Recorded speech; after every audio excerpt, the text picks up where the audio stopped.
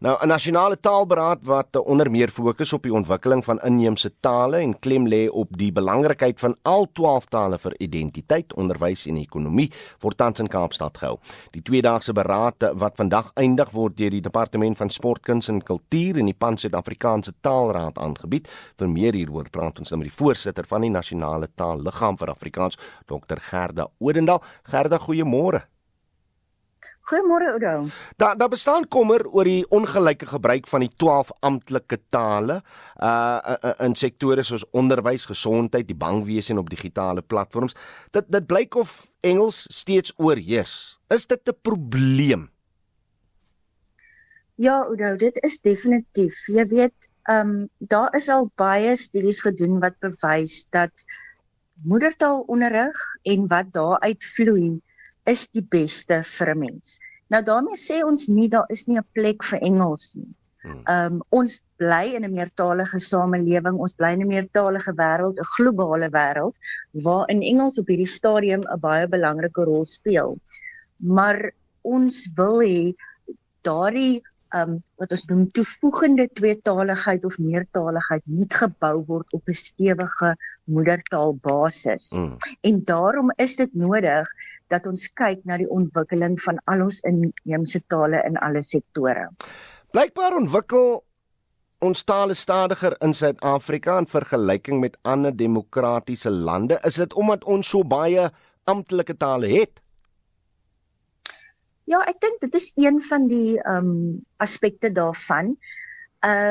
Dit het eintlik ook te doen met die manier waarop mense na meertaligheid kyk. Jy weet, daar's verskillende maniere wat mens daarna kan kyk en ek dink ongelukkig kyk ons baie in Suid-Afrika na meertaligheid as 'n probleem eerder as 'n hulpbron. En wanneer mens na iets kyk as 'n probleem, dan sien jy net ons moet geld daarna gooi of wat ook al. En dan gebruik jy ook kom ons sê die gate wat daar dalk is in wetgewing om weg te kom eintlik, om nie meertaligheid te implementeer nie.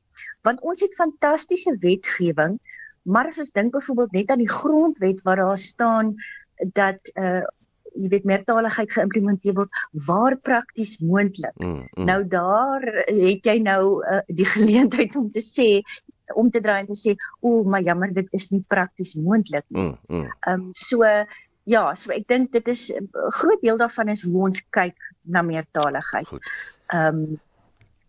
Nou, daar word later vandag by die beraad 'n ooreenkoms onderteken. Wat behels dit en gaan dit, soos jy nou gesê het, van daardie skuiwergate toemaak sodat ons 'n breedvoerige nasionale taalbeleid het?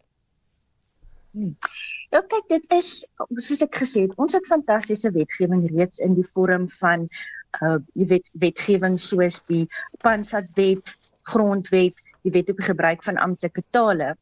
Maar die gaping wat daar is basies 'n aksieplan, 'n raamwerk wat sê, hoe implementeer ons nou hierdie wetgewing?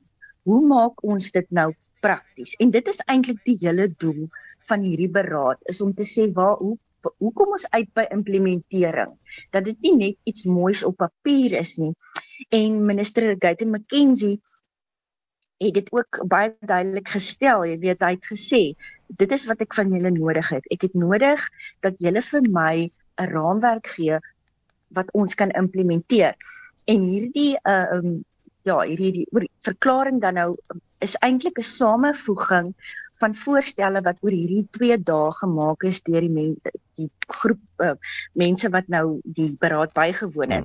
So die verskillende aspekte waarna daar gekyk word is taal in die regstelsel, taal in die onderwys, taal en erfenis, taalsake en ekonomie, taal en gesondheidswetenskappe, taal en tegnologie en dan taal in dienslewering en sosiale interaksie. Ons het gister wegbreeksessies gehad waarin hierdie aspekte dan nou breedvoerig bespreek het. Jy weet, ons gaan kyk watse bestaande wetgewing bestaan daar in elkeen van hierdie afdelings, watse beleide is daar reeds, maar wat is ook die gapings in die wetgewing en beleid, en wat is reeds gedoen wat goed is, en wat moet nog gedoen word.